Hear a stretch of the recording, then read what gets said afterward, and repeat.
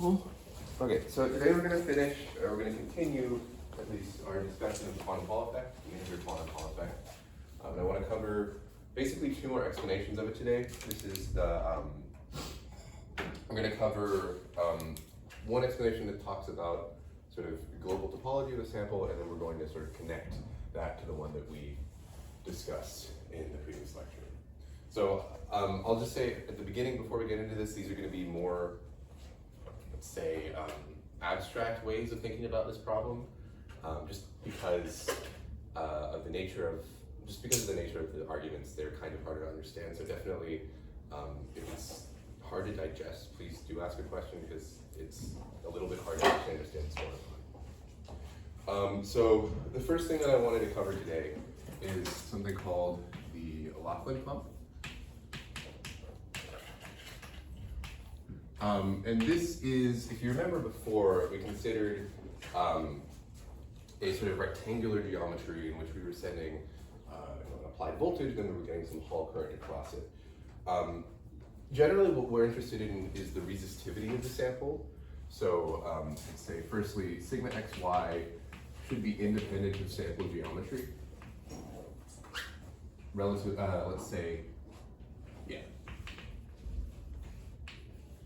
it's a property of the, it's like a property like per volume or whatever. So we're going to work in a different geometry for this argument. And the geometry we're going to work in is, I don't know, perhaps a slightly contrived, but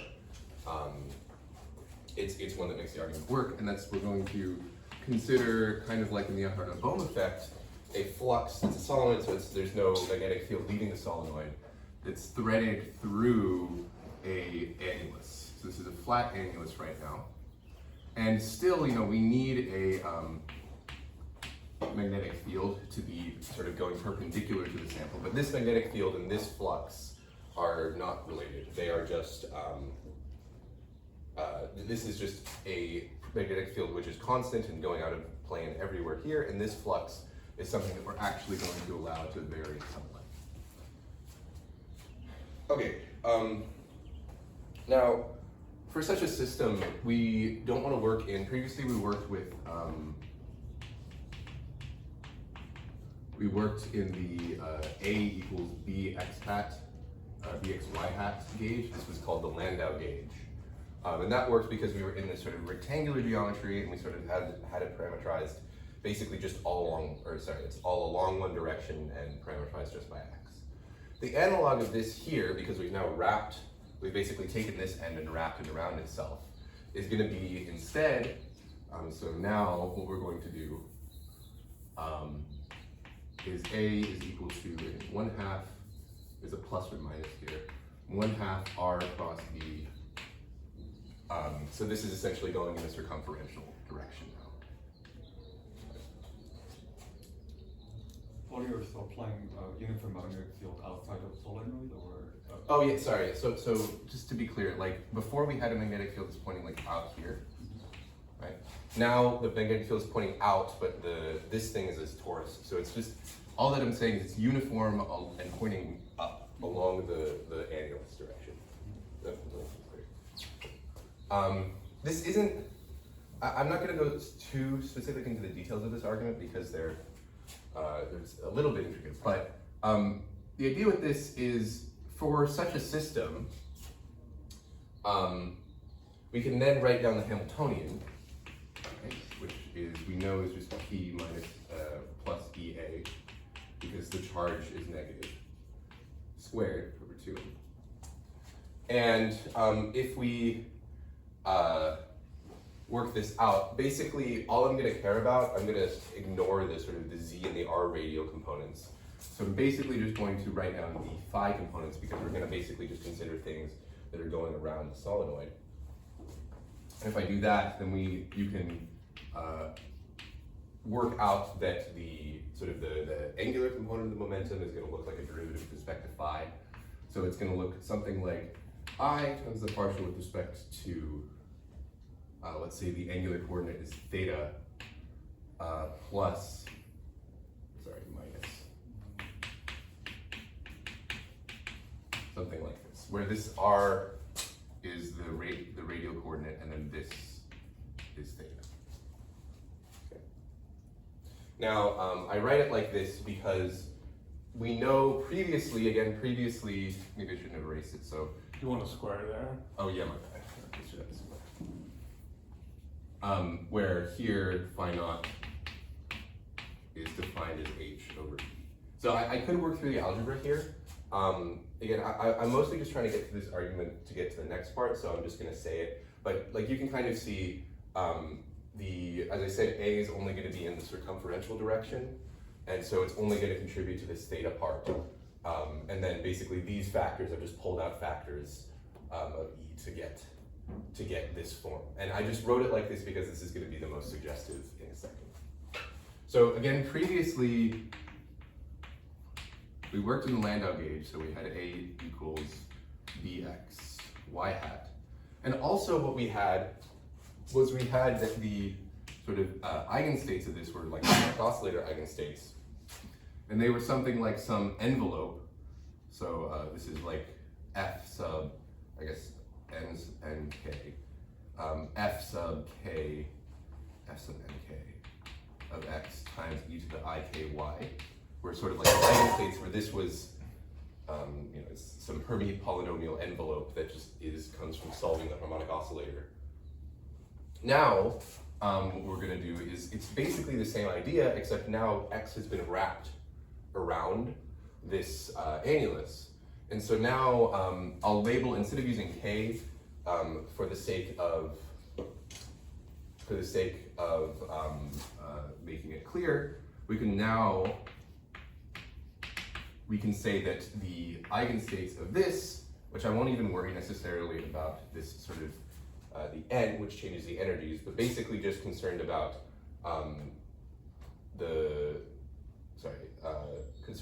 this phase part, is going to look effectively something like some radial envelope, because x has now become this.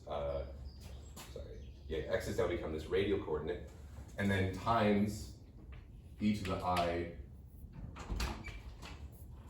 L phi, or I L, where theta, again, this is just replacing k with L, so I'm just using L instead.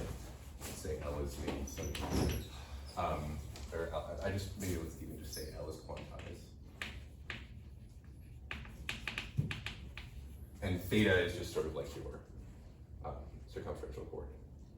So again, this is a very, fairly simple form. It's basically just translating here. And the reason why we're able to do that is because the vector potential relative to the coordinates is pointing in the same direction. Okay. The main takeaway of this is that we still have this, we have this, I can label this by L. We have this radial envelope. And the radial envelope of such an eigenstate of this Hamiltonian is going to make it such that the center, the guiding center, so that's sort of like, remember, previously that was like when we had the harmonic oscillator, it's kind of the center of the harmonic oscillator. Well, effectively the analog of that here is going to be something like, and you can work this out, I'll have this be a homework problem, square root, is going to be at radial coordinate, square root 2 pi LB squared times, 2 pi LB LB squared.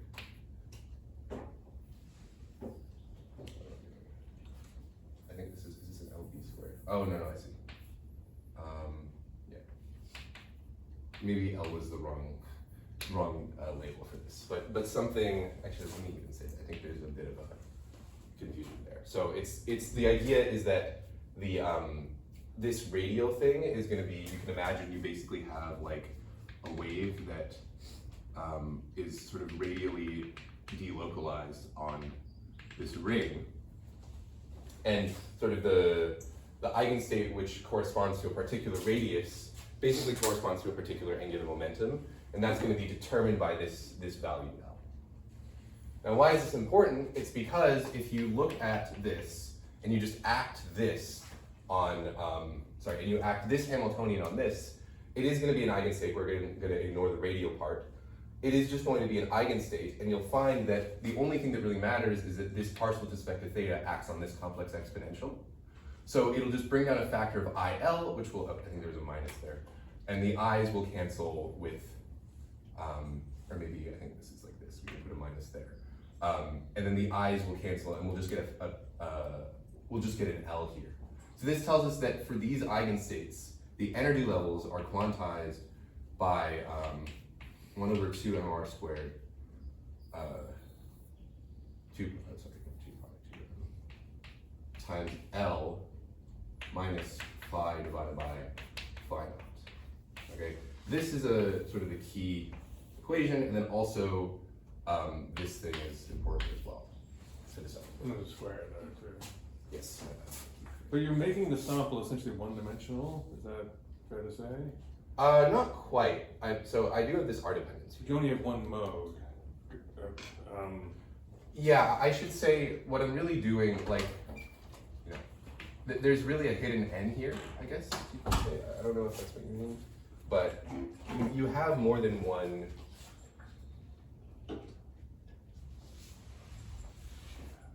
Well, I can't make the sample one-dimensional. What I'm saying is I'm considering eigenstates which essentially live on a ring. But there are, many rings that exist within this. Is there, I don't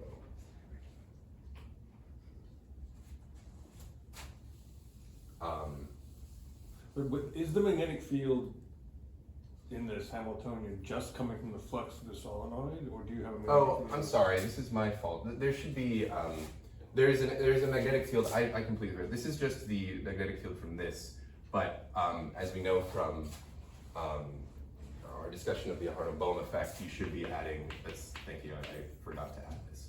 You should be adding a phi over 2 pi r in the theta hat direction here, where this is just the vector potential that it doesn't contribute any magnetic field outside the solenoid, but it does, when you integrate around it, give you the line integral over 2 pi r, you would get a overall flux of phi from this.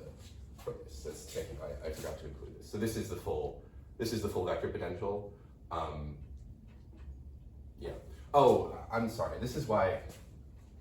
That's why you have a phi here. I entirely forgot to write this. This is because you, this p gives you this, and then this e gives you a phi over 2 pi r. Yeah. Okay. Let me just say, do people feel okay with that? Okay. So, I got a little ahead of myself. Let me slow down. Okay. So the point that I'm trying to make here is that, if we plot, right, as we did when we were discussing, say, the adiabatic theorem, these sort of energy levels, and we consider how those energy levels evolve over time. Imagine that we start at, let's say this is phi of t. Say that we start at time at phi of time 0 is equal to 0 here. So these are just some eigenstates. Say that they have, they'll have energy levels something like this. So I'll do like that. Okay. Now the point that I'd like to make here is that when we do this, as we increase phi, clearly the energy levels are going to rise because it's dependent like this on phi. But it's only, the actual overall spectrum is only dependent on phi modulo phi naught.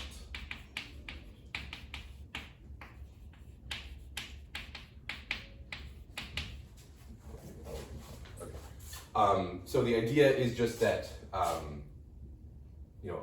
once you go from, L, I'm sorry, this is an integer, I don't know why I said that. L is an integer, so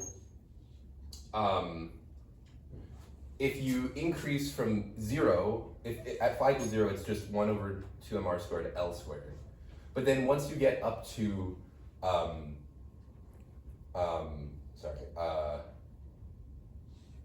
phi naught, then it's just going to be L minus 1 squared. But that's still an integer because it's L minus 1. So if you were to plot the eigenstates as you increase from phi up to phi naught, what you see is that L gets pumped.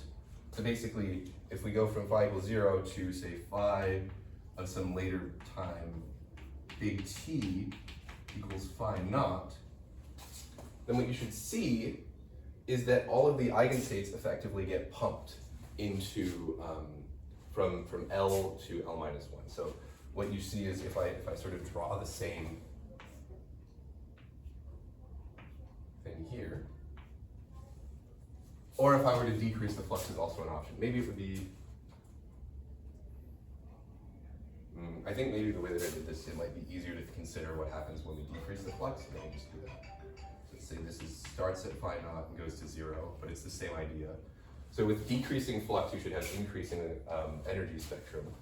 And what you should see is that you start in one eigenstate here, and you just, if we sort of linearly increase this, or increase it such that this energy spectrum increases linearly, you have a map like this, where the eigenstates all reach. So let's say under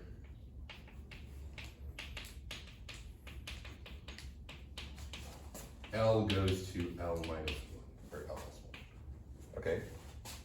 So what's happened is you've gotten the same set of eigenstates, but all of the eigenstates have just been pumped from some lower level to just L plus 1. Okay, so this is what happens. Now, when you do this, right, what you're doing is you're varying a flux with respect to time. And when you vary a flux with respect to time, that's the same thing as varying a magnetic field. Right? And when you vary a magnetic field, there's going to be an induced EMF. So the induced EMF in this thing, because is going to be radial, it's going to be circumferential as well.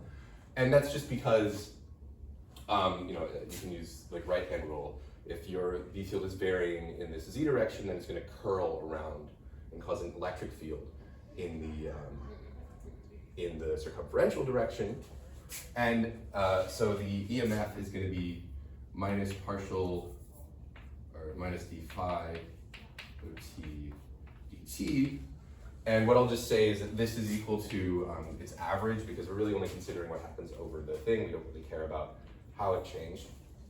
We're going to just, for simplicity, say that this is minus phi naught. So this is just phi naught over t, over big T, because this happens at phi of big T.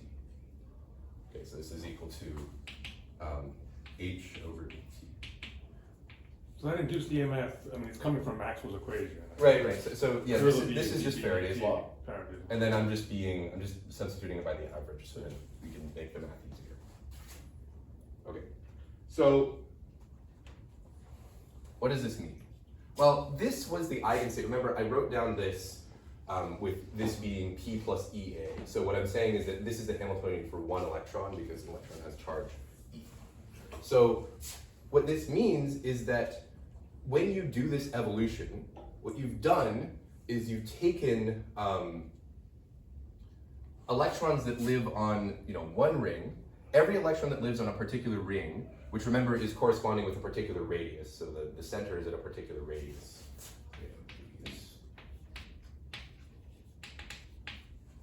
And as you've increased this, you've caused an electromotive force that's going radially, but you've also caused these rings to be basically forced outward. So you've applied an electric field circumferentially and caused a radial change in the position of your electrons, which that is a Hall current.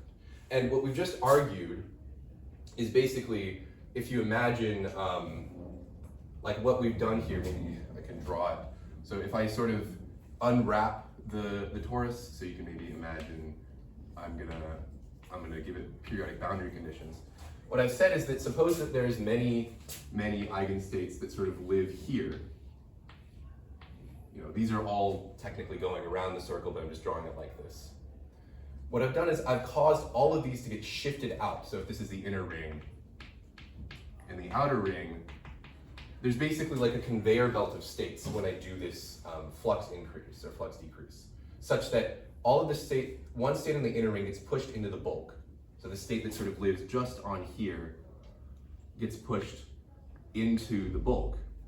And then there's one state that starts in the bulk, right? So just almost next to the outer ring, that then gets pushed onto the outer ring. So what this effectively does is it causes one electron of charge to be transported from the inner ring to the outer ring. Or really what happens is it's like one part of charge disappears on the inner ring and it appears on the outer ring. So during this process, N electrons are pumped. This pumped word is people like to use. Okay, now I can compute exactly what the Hall conductivity of such a system is. Well, we can say that the current, right, is really equal to the derivative of the total charge with respect to time, right? And this is, we know that there's total n electrons, so that means that there should be n times e electrons that are pumped. And then we're just going to do the average of the derivative, so this is divided by time. And so this says that the Hall conductivity, which in this case is going to be, let's see, it would be sigma e, so sorry, this is I guess I radial, divided by this EMF, is going to be h over et divided by n e over t. So these cancel. Let me get, this is equal to, let's see. H over E squared divided by N. Yeah. E squared times 1 over N, which is the sort of quantized Hall conductance that we would expect. But what is N? Yeah. What determines the N here? N is just, sorry. I guess, okay. Let's say 1 electron. Maybe let me be more clear. So what I've said here is that for each, And that should be the number of filters. yeah. So let me, Okay, so what's happening here is I've just said that n electrons are pumped. I said that it's some integer. What that's determined by is, remember before, these energy levels, this is just considering this L quantum number. There is also this sort of N, and each of that N corresponds to like a level in the harmonic oscillator spectrum, the sort of Landau level spectrum. And this argument basically holds for each one of those levels. So it's the same argument as before, where remember we had sort of like before we sort of had this picture of if we have a potential, and this is X, and we have these sort of Landau levels which sharply increase at sort of the border of the sample. If you filled if you sort of allowed the states to be occupied all the way up to some level, and this occupied some number of Landau levels, then you got some number of chiral edge modes, which carried some Hall conductance.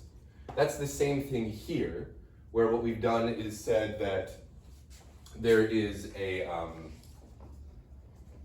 what we said is that this holds for basically states that live in one particular Landau level. And if there's n Landau levels filled, then you would have n, so this is number of filled Landau levels. And if there's n Landau levels filled, then, so you basically have 1 electron pumped, right? Because that was basically one state gets pumped. And if there's n Landau levels filled, then you'd have n times that number of electrons pumped. So this is what corresponds to the Hall resistivity. Okay, we're right on time. So this argument is definitely not as, let's say, physically motivated even. I don't know, it feels a little bit weirder compared to the previous argument. So if you remember sort of last time, versus the Laughlin pump. Okay, last time what we had, we've had a sort of semi-classical, and more importantly, this is a sort of a microscopic description where we were considering basically just these edge modes and these sort of modes that are carrying current that are going around the sample, or going sort of transverse to the sample. This time, this is mostly, it basically just depends on the sort of global properties, and arguably, I'll say even the topology of the system, where topology is basically saying that like we've wrapped it around this solenoid, and using this argument we're able to get this Hall conductance, but it seems to like entirely depend on that global topology. So these two things both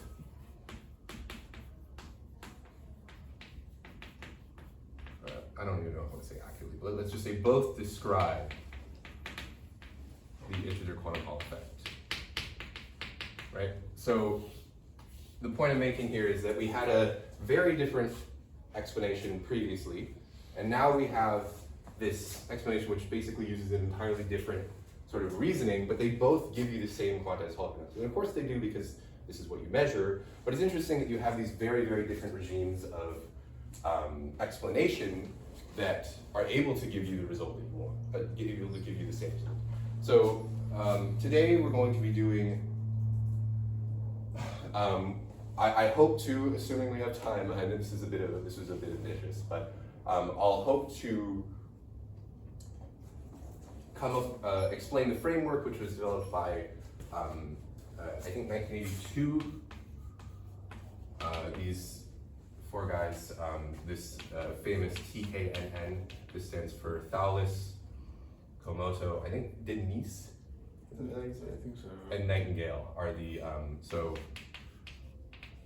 and we won't actually get the full one, because there's a little bit of subtlety with some solid state physics that you would need to know, but we can basically get the same thing as this, and we can explain why there's sort of this thing called that people in I think in theory more so like to call this sort of bulk boundary correspondence, which will connect the global and the microscopic.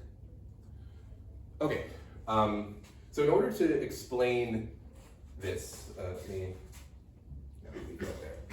we're gonna actually have to firstly come up with an even more contrived geometry, which here what we had was we wrapped one coordinate around the solenoid. And that sort of made it such that we had periodic conditions, boundary conditions in X. What I'm gonna do now is a very similar geometry, but, so we still have a flux. I'm gonna call this phi sub X. But now I'm going to wrap a torus around this. So now this is, maybe it's harder to tell, but here is, it's a torus, so there's, with a flux sort of going through, we'll call phi sub y. So now the idea is we sort of have, you sort of have two coordinates. The x coordinate corresponds to going around the torus, like along this direction, and going along this direction corresponds to going around the y direction. There is still a magnetic field which is sort of pointing perpendicularly out of the torus at all times. Okay, because we need this orthogonal field to sort of map it back. So we've wrapped our nice sheet into a torus, and the reason why we do this is basically because now we have periodic boundary conditions everywhere and things sort of work out nicely, but we're able to sort of unwrap this in the end because the bulk, this will still apply to the bulk. Okay, does anybody have any questions about this before I move there? So, there's a certain set of integer little l which are filled. Right. Right? Sorry. Maybe you've thrown 3. I would not say L is filled. Well, L are the, there's, so like. Well, when little l, you have the guiding center, that's the radial coordinate. Right. Right? When little l is, let's say, huge, it's outside of the sound pole. Right, so Those aren't let me, yeah, like I guess what I'm saying is I'm not actually writing down like the full Hamiltonian of this because there should be some confining potential Yeah. inside of that. What I'm saying is in the absence of a confining potential, you can think of the eigenstates of this Hamiltonian as just living on as being rings. Okay. And so what you have is in this, you know, I mean, I'm sure you guys, like in the actual picture, there's often this picture that there's a whole bunch of disorder in the bulk. So really there's only two states that live, that sort of destroys these bulk states. You only have two states which live on the outer and the inner ring. All I'm saying is that you are allowed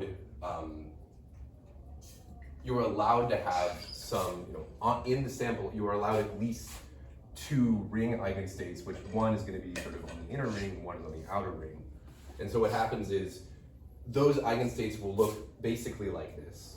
And when you do this flux pumping, you push the inner ring eigenstate into the bulk, which if it's disordered kind of, you know, basically destroys it, but at the same time you have an eigenstate come out of the bulk and then come out onto this outer ring. So it's not a discussion, I guess, yeah, this wasn't like the full Hamiltonian because there should be a confining potential, where so the argument is that these eigenstates do get pumped, and the ones that are allowed, you push one out and then you push one into the bulk and you push one out of the bulk. And the other ones I'm just basically disregarding because these ones don't, you know, they don't necessarily correspond to anything that's actually physical because they live outside of the ring, which isn't physical. Yeah. What happened to the I guess the outermost wave function when you do the step? The outermost wave function, what happens, so we have, we're pushing it out, right? So this doesn't apply to the inner. So it's kind of, you know, imagine this is basically like a cross section, or I guess, of the annulus. And this cross section, once you know, I've made the assumption that you basically have an eigenstate like this. Right? So the outer one is going to live, let's say it's pushing this way. So the outer one would live like right there. And it would get pushed into this. So the argument that the guiding center is this, I guess I didn't argue, but the argument that this is the case basically relies on this Hamiltonian being correct, basically. But once you have a giant potential that's pushing you this way, it kind of, you know, the guiding center maybe wants to go this way, but there's a huge potential pushing it this way. So it kind of just gets stacked up on it. Because this, the idea that this increases with radius is only true if you have a flat sort of potential. But the moment you have a bigger potential, that's not going to be true anymore. So it doesn't get pushed out anymore, it just sort of lives. So it gets pushed up the hill. Yeah, basically it just gets pushed up the hill, yeah. And you know, what you would actually, this is hard to maybe do an experiment in, but maybe it would be more like you would have a probe connected to the edge of that, and it would just go into the current probe, like the metal. Right? So that's actually what happened. This is, again, this is a very, not really, you know, if you're trying to do an experiment with this, you can try. I know kind of how you would do it, but it's not much nicer to try to do something more like this where you have the flat. But, so that's why this is maybe more of like I don't want to say a theorist's argument, but I think it is, I did want to talk about it before we talked about this. So I'll get into this now, and depending on time, we'll see how much I skip. But I will post everything that I want in the notes when I finish them. Okay, so we can write down, I'm gonna ignore this for a second. So the vector potential in the x direction, I'm gonna say is equal to phi x over Lx. Now, you might be a little concerned because kind of you should expect that I'm gonna work basically in the region where this is somehow small. So I'm not necessarily worried about the radius of the torus changing too much because of course, you know, A increases with radius here. I'm going to kind of abstract that away, and I guess I think you can work this out, and if you just work with like the average value of A, this would also work. So I'm just going to work with saying that this AX is basically just a constant on the torus, or not a constant on the torus, but a constant with radius, and it's the flux divided by Lx, where Lx is the circumference of the torus in this direction, right? Which does also change what we're discussing. Ay is the same thing then, phi y over Ly, but now Notice that here I'm now saying, I guess you could say, this is x. Maybe you can see this. But now I'm switching back from these explicitly cylindrical coordinates to using x and y coordinates, but now the x and y coordinates actually live on the torus. Here now, in order to have the B field, we would need a plus Bx.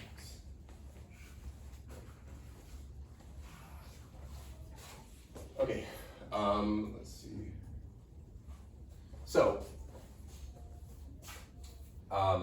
here what we notice is that if you have any eigenstate, which again is able to sort of go around the torus, if we take any eigenstate, say, I don't know, it could be localized, it could be anything.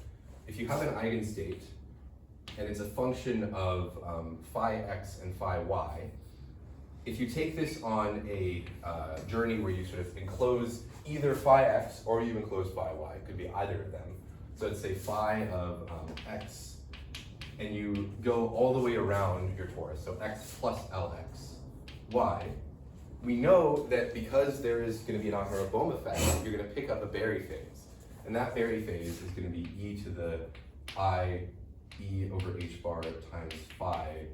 So this is going over the x direction like this, psi of x, y.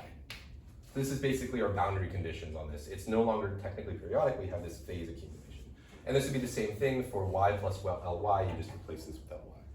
So this motivates the definition of two new things. I'm going to define theta I as just e over h bar phi x.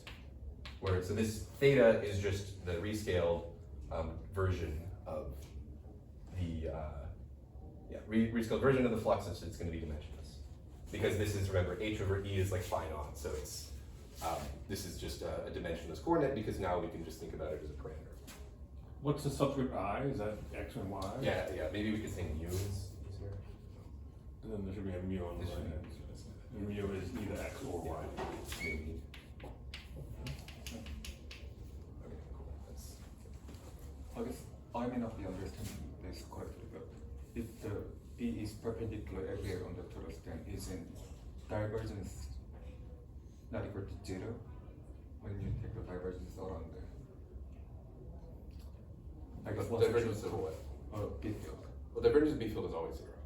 But it's always perpendicular to the torus, and I guess I'm thinking that it's only possible if I have kind of monopole like inside the torus. And No, it's not. This is kind of contrived. I think that you could, let's see, how would you, I guess if I look at the a section of torus, It has to be a flux quantum of, I think, of the total length B has to be. I guess it would have to end. And then you have to have like a Dirac string bringing in that flux. Yeah, I see. Okay, I see what you're saying. Yeah, I think, I guess because you're closing it. So, I guess I kind of just want to say don't worry about it too much, because like this is kind of, again, it's contrived enough that this isn't really a concern, and like this is all. Let's say if we can tie it back, we'll try to tie it back at the end of this, but to like an actual system, because I have no idea how you would do this experimentally. Like I don't think you can. I mean, clearly you said you need like a monopole field, so it's not going to work. But it's protected by this. Let me say, in condensed matter phase and solid state phase, you actually do this all the time. You impose periodic boundary conditions on your system, and the reason why you can do this is basically like if it's that locally any curve system is going to look flat, and you're in the limit of many states. So you can basically impose periodic boundary conditions on a sample which clearly doesn't, and if you're deep within the bulk of that sample, right, it still looks like you have sort of translational invariance. But I think B dot, I think you're asking the right question. Yeah. I mean, I think if you integrate B dot the radial coordinate around, around the surface of the torus, that has to be into the number of flux quanta, and you could say, well, doesn't that look like a monopole? A monopole. Yeah. But then you have a Dirac string bringing in the flux. So just from out here, it goes piercing through the surface. of the torus, and then inside that field spreads out and then goes out radially. And that's, Yeah, that's sure. how you have to do it. Yeah, yeah, I think that's, I mean, you're kind of doing, like, you know, like this is effectively a Dirac string, right? You already have a Dirac string that's this. No, but I'm talking about, yeah, but this But, is. I guess, sorry, you're saying it, yeah, I see. Yeah, and you'd somehow make it so that it would cause this sort of perpendicular field. I think, Like some sort of like sheet Dirac string, Can right? I just draw? Yeah. Sorry. no, I think I know what you're saying, but thank you. Well, you can have a Dirac string, let me draw it like this, which pierces this and goes inside the torus. And then the magnetic field B comes out of that and goes to the surface of the torus. And Right. you might say, well, in order to make this Dirac string not visible, it has to be n times some integer number of flux quanta through there. So that, but you know, it doesn't really enter into the argument ultimately. Yeah. But Yeah, that's, like that's how you get again, rid of the monopole. I mean, there are no monopoles, but Yeah. I do remember actually thinking about this for a little bit. I think. Yeah. So okay, maybe we can talk about this later if you want. I think I remember I wrote something down about this that makes I think made me feel a little better. But it won't really enter into the argument. So okay. I'll just leave that there. It's fine. So, okay, we are basically interested, and now we have, we're going to think about phi x and phi y as functions of time. So we're thinking about these like parameterizing, so you know, we can increase the flux at any time. Again, like, you know, it's like, how would you increase this flux? I don't know, maybe you also have some flux insertion, you're able to increase this here, but we're just, again, we're thinking about this, basically the fluxes are mechanisms by which to get this weird boundary condition, and also to insert an EMF via a time varying flux. So in this context, what we're going to do is try to compute what happens when you apply an electric field in the circumferential direction, or the x direction, let's say. And when you do that, you get some, let's say, y current. So firstly, before to compute anything, we should write down what the Hamiltonian of this is. And as always, it's of this form.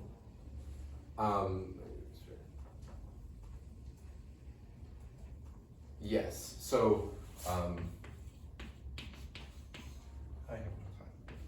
P plus B a squared over 2m. And I'm now going to do a little thing. It's called, we're going to work with what's called linear response. So basically what that is it assumes that A is kind of small, and we're going to only consider the linear term in the Hamiltonian corresponding to A. So this is approximately P squared over 2m. And this works for kind of small perturbations. This is going to be fine because we're going to be slowly turning on these fluxes for some small amount, so it'll end up working. This becomes P squared over 2m plus EP over m, because you know there would be a factor of 2 that cancels this out, dotted with A. Okay, and this thing, I'm going to now identify this P over m is like velocity. This is not like velocity in our Madelung equations before. This is momentum operator. So it's like velocity times charge is like current, and the charge is minus e. So this is really P squared over 2m minus j dotted with A. Okay. So we can say that this is sort of the Hamiltonian that we're going to consider. and A is small because Lx and Ly are large, right? Yeah, that's also the concern. So that's also good. Lx and Ly are large. So And, AX and so is this, fine, yeah, so and so Ly. this is small, and we also want Lx and Ly to be large because that's the limit of many states. Yeah. So that's always the regime we're working in. If we had not so many states, then this would break down. So that's I should say that. So one thing is a bit of an aside here. You can say from this now, you can actually write the or not an aside. This is important. You can write the current operator as literally just, there is nothing in the Hamiltonian that's attached to J except A. So you can write this as minus partial of H with respect to A. this is going to be very important in literally just a second. So if we want to compute now, using this, the current that goes in the y direction, because we're going to apply EMF in the x direction, then we can compute this as being, let's say in some state psi. Psi times this thing, so this is jy, so it'd be minus partial with respect to, say, ay of h psi. And this, using this, we should have that this is just going to be, I want to express this in terms of the theta coordinate. So if I express this in terms of the theta coordinate, this becomes, respect to ay gives you a factor of ly, and then with respect to theta mu gives you a factor of e over h bar. This becomes, I'll just make it an expectation value, ely minus ly over h bar times the expectation value psi partial theta y h psi. Okay. People follow that? Quick manipulation?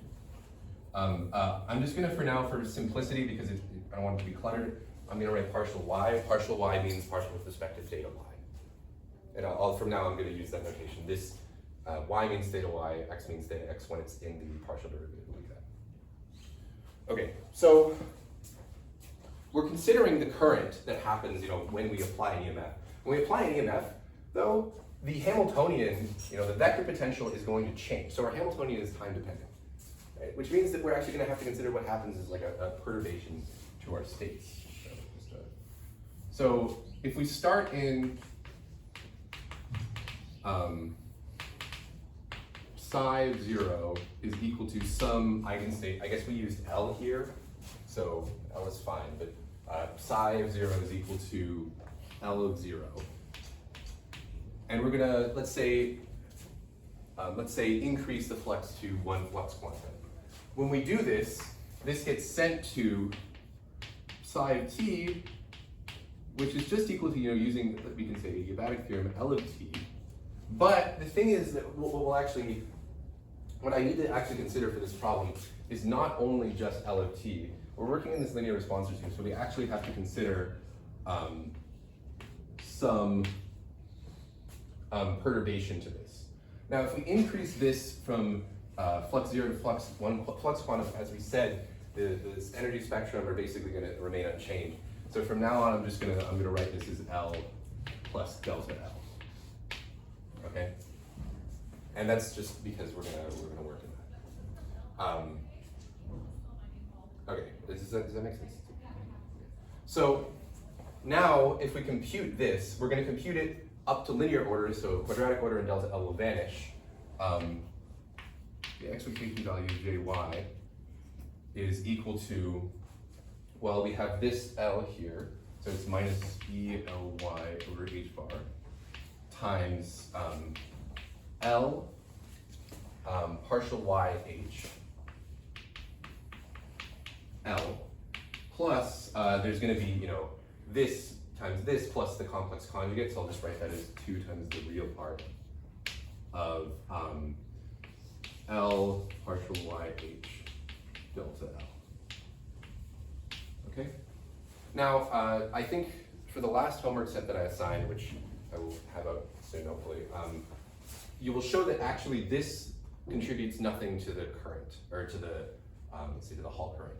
And the way that you show that is basically by integrating this. What we really care about is like the charge that's like pumped, and that would be equal to, so like Q is the integral of the current density. And if you integrate this, what you'd find is that integrating this, it's kind of like a smooth function of theta, and what you'd find is that this basically causes a pumped charge of 0. So we pretty much are able to ignore this, and so I'm going to be sloppy and just not write it in the current from now because it's not important. And that's why we actually included this extra delta L term, because you actually need to go to this linear order term in perturbation in order to actually have a quantized Hall current. So I'll just leave that there. You can work it out on the homework. It's not a particularly difficult thing. At this point, I have to do one thing which I didn't quite want to do, which is I think I'll just cite the form of this perturbation. I think that this is okay because this does require some time-dependent perturbation theory, which is not, it's actually not super complicated, but it's not something that most of you have probably seen. So I'm just going to write this as, let's see if I remember. It's I h bar theta dot x sum over k not equal to L of k partial x L over p L minus pk. Yeah. Yes. Okay. So this is just the, okay, there may or may not be a factor of I in this that I shouldn't have there. Is that right? I think this is fine. I think there's not supposed to be an I here. Yeah. Okay. We'll retroactively change that if that's so, okay, just plugging this in now, we can say that the current is going to be equal to just plugging this in, multiplying it by this. It would be this h bar cancels, and we just have ly theta dot x times the sum where k is not equal to L of this thing, but then what we're doing is, oh, sorry, there should be a k here. This k then becomes, we're taking the inner product of this k with this L and partial YH. So this is going to look something like, we can do that. So we have L partial YH, K, and then we have this term, K partial XL. And this is plus the same thing, so I'll just say plus Venetian conjugate, divided by EL minus EK. And as a bit of a quick note, we can rewrite this thing. So if I want to basically rewrite this in a form like this. So if I consider the form K partial XHL, this thing is equal to, using just the product rule, K partial XHL minus, so this is like this acting on these two, so this would be one part of the product rule, and we just have to subtract out the other part, K, H, and then this is partial XL. Okay. And then this thing, we now have just two eigenvalues. So this is going to have eigenvalue E sub L and eigenvalue E sub H. So this is, and then we just have the same inner product. So this is E sub L minus E sub K times K partial X H L. Okay? Or, no, partial X. Okay, so this relates this thing to this thing. We just need to multiply by another factor of this. All right. So I'm going to write it here, and then I'll probably see. All right, maybe we can do this. This is equal to ELY theta dot x times the sum over k not equal to L of this thing. So now we have two of the same form. We have L partial y h k k partial x h L. Okay, and this is over E L minus E K, and this is now quantity squared because we pick up this extra factor here. Now, there is an extra term, this Hermitian conjugate term. When we do that, what you'd have is that L and K would be swapped, which means that overall, this would eventually swap EL and EK here, which means that if we write it like this, we're actually going to have an overall minus sign. So I could write plus Hermitian conjugate, but what I actually am going to write is minus, swapping swapping L and K here is the same thing as swapping X and Y. So I'm gonna say I'm just plus the term where I've swapped X and Y. That's what I did there. This is just shorthand because it's kind of cluttered if I don't do that. Okay, and let me just say this. No, I think that's fine. We'll make it clear. Okay, so now I've written the current like this. Why did I go through this mess? It's because finally now we have some payoff from 2 weeks ago, because what we're going to do is we're going to relate this current to actually the Berry curvature of this system. And the reason why we have a Berry curvature is because now we have a dimensionless parameter space, theta x, theta y, is a parameter space. And so we can compute the Berry connection in this parameter space in a particular state L. So we can compute A, this is in some L, and this is the ith component, is equal to, there's only two components, L partial I, where again this I is corresponding to theta x or theta y, L. And then there's only two components, so there's only going to be one component that we actually care about of the Berry curvature, where this is omega sub xy, this is the L, is equal to, if you work this out, what you find is you take the partial, or I guess let me just write this, is partial x, a, y, L, minus partial y, a, x, L. And if you do this, what you'll find is that the terms where you get a second derivative end up canceling, because you can swap the order of the derivative, just like we did, that's sort of why the gauge transfer, why it's gauge invariant. So this just becomes partial x, L, partial y, L, minus partial y, L, partial x, L. So it's just the imaginary component, or sorry, there's an I, because of this, there's an I here in the definition. Okay. Now, we can insert an identity here. So I'm going to insert an identity of just summing over k, where k are just the eigenvalues. So this is equal to I times the sum over k. So so right now this is just k, all k's of this thing. So this is partial xl, k, and notice that this is the same thing as just swapping x and y. So I can use that notation. Partial xl, k, k, so this is the identity, partial yl, and then this is minus x swapped with y. And then we can use this identity to replace this thing, right? So each of these contributes a factor of 1 over e to the L minus k, or EL minus EK. And then each of these contributes that if we want to write it like this. So we can just pull out a factor of this squared, and we get this is equal to I times sum over, now this was the sum over k, but notice if I have k is equal to L here, what you'd actually find is that contributes, those terms just cancel, because this would be L and then this would be L, and you can just swap these and that would give you an overall the same. So this is actually equivalent to the sum over k not equal to L, which is what you need to do when you do this, because otherwise, this would blow up. So we have sum over k not equal to L of just the same thing. So I'll write it again just for completeness. L partial x h. I guess I have. That's fine. Partial x h k, k, partial, should be a minus here, sorry.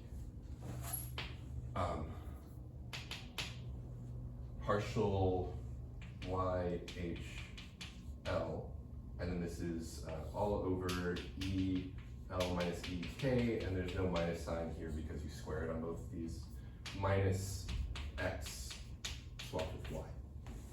Okay, so the ultimate resolution of this is that this is of the same form as this. There's a minus sign, so we'll get rid of this.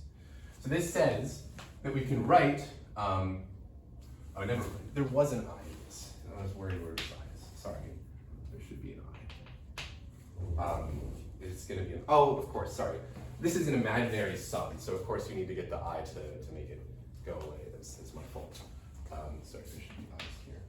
The idea is that you can write the current expectation value as equal to just, the i's go away, just ELY theta dot x times the Berry curvature. This is really the ELF.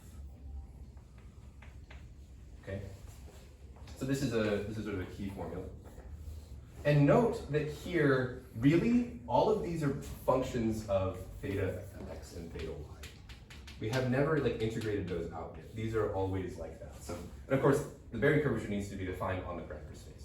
So this currently is saying the current at a particular like point in parameter space, and it's this is, so we haven't really averaged out anything yet. In order to actually measure get something that we would like be able to measure in an experiment, some bulk property, we have to integrate and average that out. But theta x dot is the EMF, isn't it? Yes, theta dot, yeah, maybe we should write that right here. So the Berry curvature is essentially sigma xy. well, sigma x, yeah, like the unaveraged sigma xy. Yeah. So we can do that. We'll do that in just a second. I think I wanted to write it like this because I think this is just the immediate identification. And now I'll erase this part because it's not so relevant to the discussion anymore. And we can, I think there should be enough space to finish this argument, and then we can move on to the last thing, which is the quantification. Okay, so 11:06. Thank you for pointing this out. This theta x dot here is, well, we know that the electric field, let's see, the EMF is minus partial phi x partial t, which is equal to just pulling out factors of E over h bar, E over h bar times, where is it? Oh, E over h bar and I think, yeah, theta dot minus E over h bar theta dot. Yep. So we can actually rewrite this in terms of the electric field, in terms of the EMF. Let me make sure. You have some LX. Yeah, I think, well, it's because I think it's because there was the EMF here. I want to For the electric field. maybe write this. Yeah, maybe let's write this in terms of the electric field so that this makes it easier. So if we have this, then what we would have is that this is basically just this times Lx, because we're going to consider the voltage drop basically being constant. So this gives you an effect of Lx. Okay, so plugging that in, we now have the average current over the sample is plugging this in. There's like a minus sign, which I don't know, came from my convention somewhere. This becomes E squared over h bar Lx Ly. So minus E squared over h bar times Lx Ly, where Lx Ly is like the area of your sample, right? And then it's just times the Berry curvature, omega of theta x, theta y. So from this, I can then immediately compute what the Hall, or times the electric field in the x direction, because it's going in the x direction. I can immediately compute what the Hall conductivity is, because E is going in x and J is going in y, and the Hall conductivity is going to be dividing out by the dimensions of the sample. So this immediately tells me that the Hall conductivity, sigma xy, which is still currently a function of theta x and theta y, we haven't averaged over the sample, is equal to just minus E squared over h bar times omega xy of theta x, theta y. So let me not box that because it's not the final expression. Now, as you know, you can tell this is not a quantized thing. Omega xy is certainly not like a number. That's because this is not a bulk conductivity. This is like the conductivity at a particular point in this parameter space. So if we want to find what the actual bulk conductivity is, we just average over that.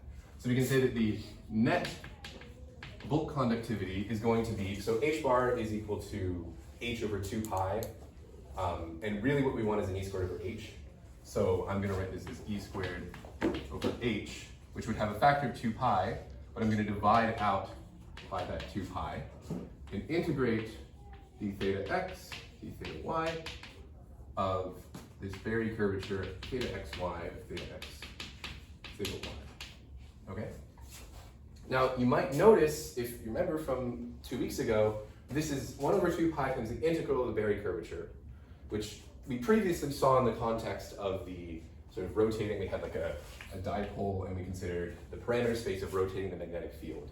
And we found that there, this Berry curvature actually takes the form of the magnetic monopole, and we saw that this integral over parameter space actually corresponds to a half integer. It's like it's a half integer charge of the term. This now, where I'm actually going to show that this quantity is actually an integer. And that's going to finish this argument, which I actually, maybe I rushed this. This went faster than I thought it would. Okay, and what that would do, right, is if we show that this is an integer, that shows that you quantize sigma xy. It doesn't actually show, kind of like previously we had the discussion, it doesn't actually show that it's like per Landau level. It doesn't show that this is 1. I think that is also, that would be probably the final homework problem that I assign. It's a slight extension of this, basically just working through and being more explicit with the parameters. But if we can show that this is quantized, then at the very least that shows that the quantum Hall effect is quantum. And then we'll finish off with the final reasoning connecting the bulk and the boundaries. But theta x and theta y run from 0 to 2 pi. Yeah, right? this is from 2 pi. And that corresponds to phi x, capital Phi x and phi y running from 0 to the flux quantum. Right. Right, so you're, Right. and then once you've hit the flux quantum, you'll come back to where you started. Right. So it's really the theta x and theta y live on a torus. Right, so okay, that's actually, it's very important. So I'm gonna do this sort of Zach phase quantization. This is how I'm gonna do this. So in order to show that, I need to first discuss a slightly different quantity, which is like was just said, theta x and theta y also live on a torus.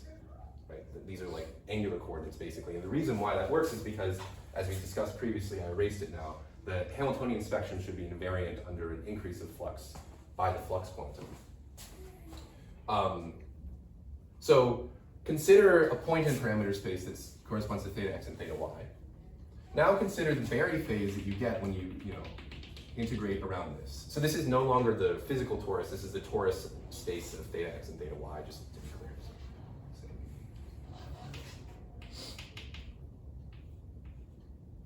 Something like that. Or, sorry, this is the other way. Okay, so we can consider what happens when you do this. You sort of do some adiabatic loop around this.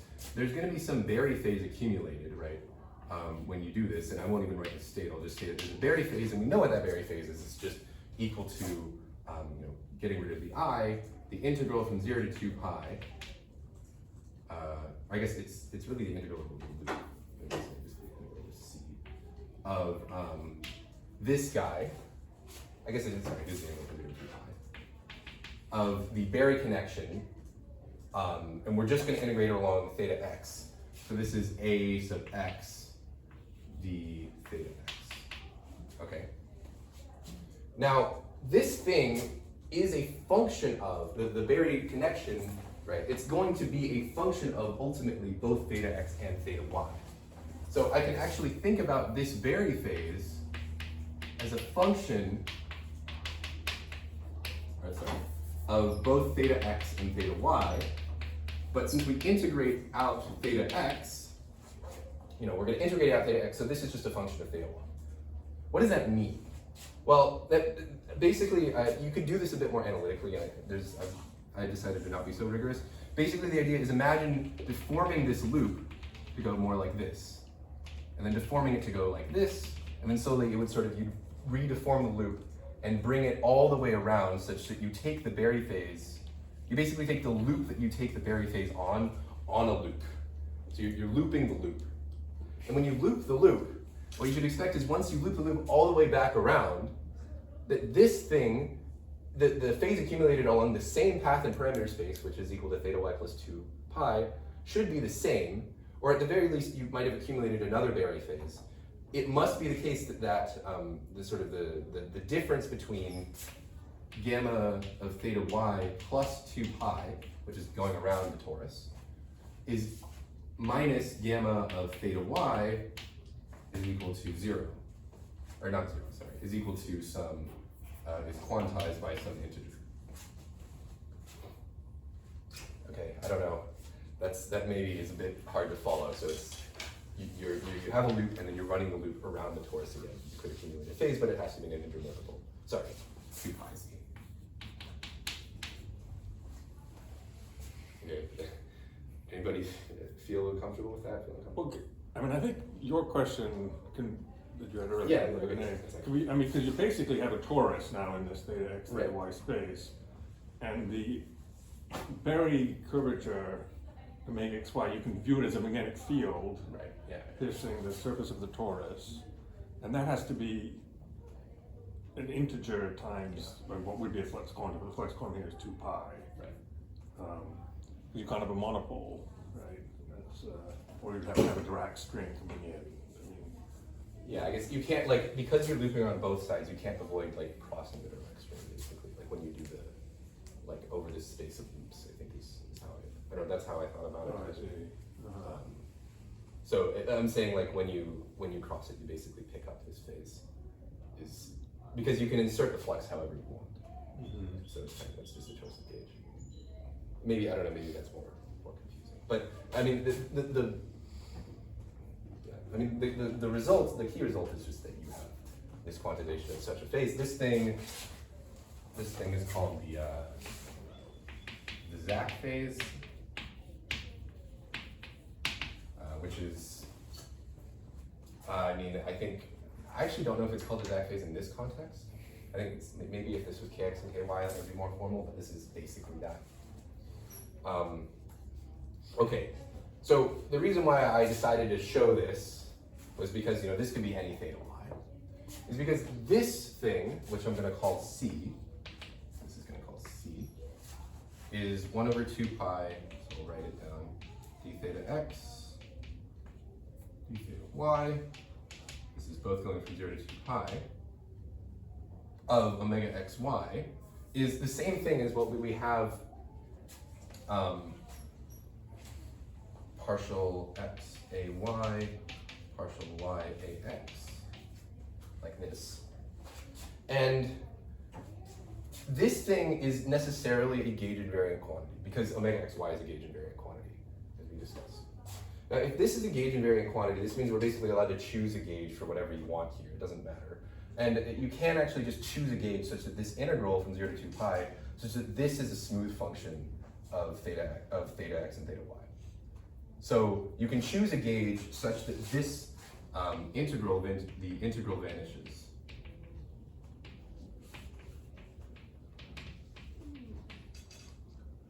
I don't know, you don't like that?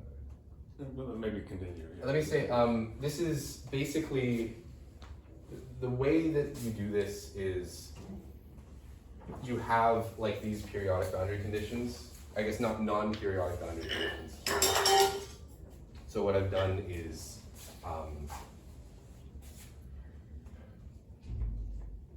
I've decided to basically do a gauge transfer. Yeah, I mean, I basically just like tried to gauge away one of the phases. I think that this is okay here.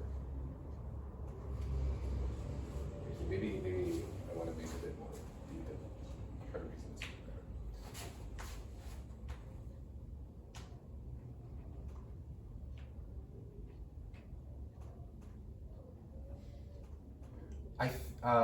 Let's see. Do I remember how to? Is it d by dx, d by d theta x? Maybe is that? I mean, these are by theta x. All of these are thetas. But what do you mean? Well, what's? I mean, you have d a y dx. What is x? Is that? Yeah. I mean, these are also theta x, right? This is like I here is, this is always a as a function of theta y. Oh, I guess. Sorry. I see. Maybe this is now confusing. This is theta x, theta y. Yeah, I think that's right. Yeah, my bad. Thank you. This should be, just to make it clear, because now you're right. You have both the actual coordinates on that torus and then this torus. So if you make, and then ay and ax are functions of theta y and theta x. And I think you can, partial of theta x of a y, you have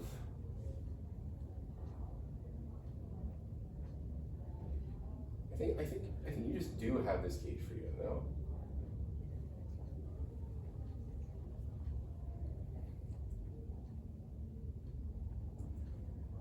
I think you do have this gauge freedom because if you just gauge away this, it just goes into AX. Like, Okay. this is literally just a choice of gauge. Sorry, thank you. That makes more sense if this is theta y and theta x. You literally just have a gauge freedom, so I'm literally just gonna gauge away this. That's all I'm doing. So I'm gonna That first term. just the first term. Oh, okay. Yeah, no, not the whole, just the first term. Because now we can say if I do the, let's see, I want to do the x integral first. This is 1 over 2 pi. There's the integral from 0 to 2 pi. The theta y, and then we have the integral from 0 to 2 pi, the theta x of partial y, or minus partial ax, maybe I'll write it so that it's clear, minus partial ax, partial theta y, right? But this thing, we can pull this is not dependent, theta x and theta y are independent, so this is just the derivative of this integral over ax, and the integral over ax is just gamma. So this is, I guess, you know what, I did it, let's work that.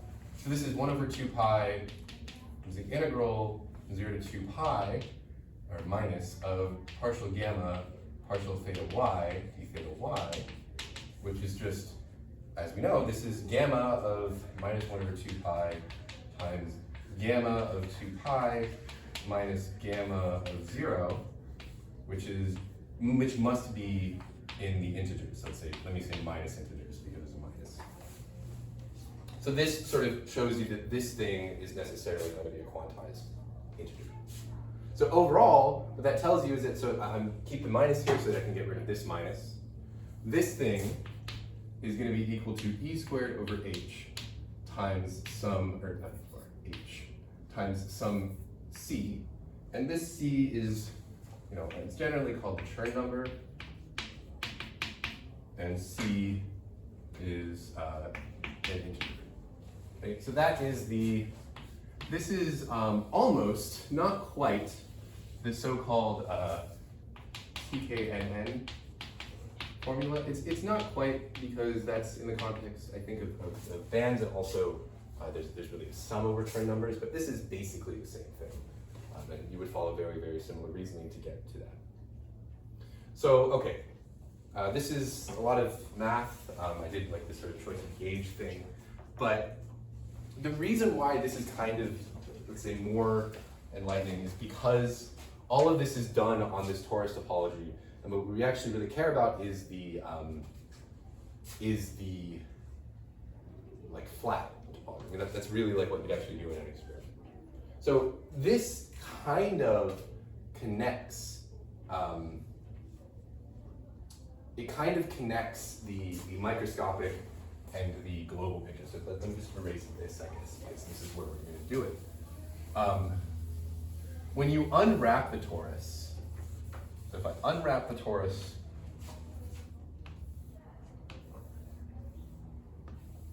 into a sheet, so now this is, I've taken this and I've unwrapped. Sorry, is this the theta x theta y torus? Or Sorry, no, this is this. This is a physical space. Yeah, this torus. Yeah. When you do this unwrapping, Yeah, then you don't have those. yeah, sorry. When you do this unwrapping, within this bulk area, you still are able to define this parameter space relatively effectively, because if you're in this bulk and you go from here to here, it's going to look basically translationally invariant because you're very far from the edges. Is kind of a fundamental principle in a lot of solid systems. So within this is a valid thing to say. You can say that effectively, or really you can say that this thing, this C, which is this Chern number, is truly well-defined and quantized. So in this, let's say that we have some C, for a Landau level, right, you'd expect it to be 1, so we'll just say that C equals 1 in the bulk of this sample. And then outside, I think this is a very common discussion. Outside, you're in the vacuum. The vacuum definitely just has we're not even considering anything happening here. The vacuum is just going to be some empty state. So it definitely has a zero Berry curvature, zero everything. So it's equal to C equals 0. And this thing is only really well defined. I guess this thing is something that, as we said, is quantized, and it's quantized literally by like the topology of your parameter space. So the only way for your parameter, oh, I erased it, I should have erased it. The only way for your parameter space to, the only way for this thing to not to like change is for the topology of your parameter space to change. And if you remember, the E sub L was like, what was it? It was L minus phi over phi naught, or let's say it's like something like this, phi over phi naught squared. This phi should, now really we should have like a phi x and a phi y, but the idea is that this is really dependent on L minus theta, let's say theta squared. So this is, sorry, this is kind of very heuristic. I didn't write on the exact eigenstates, but the point is that phi is theta, so you have energy dependence on the angle theta, and it would be the both coordinates theta. So what has to happen is you have to basically change. You basically have to change theta. So your energy spectrum between here and here has to undergo a change. So this is like, if you remember when we actually drew the system, it looks like you have, you have this giant physical boundary. We thought about it physically, there's literally a boundary here that happens. But from this context, what's happening is you basically have a topological invariant on the inside of your system, which is it's like a valid thing to do deep in the bulk, because this is a well-defined, pretty much well-defined thing here. And then you have a topological invariant, which is definitely 0 here. And in the area where it's not well-defined, so like this area, you don't quite have this anymore. And you basically are forced to have some sort of, the energy levels are basically changing.